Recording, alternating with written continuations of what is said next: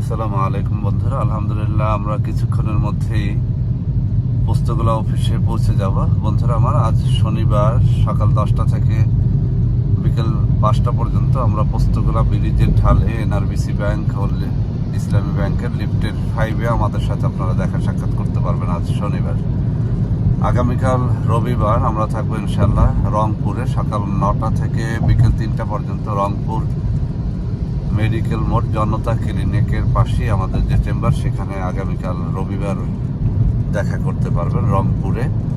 আর সোমবারে আমরা থাকবো ইনশাল্লাহ সিলেট মজুমদারিতে বাংলাদেশ বিমান অফিসের পাশে, বিএম টাওয়ারের পাশে, মেজর এম এ খান স্যারের বাসার নিচতলাতে সোমবার সকাল 10টা থেকে বিকেল 5টা পর্যন্ত দেখা সাক্ষাৎ করতে পারবেন ইনশাল্লাহ।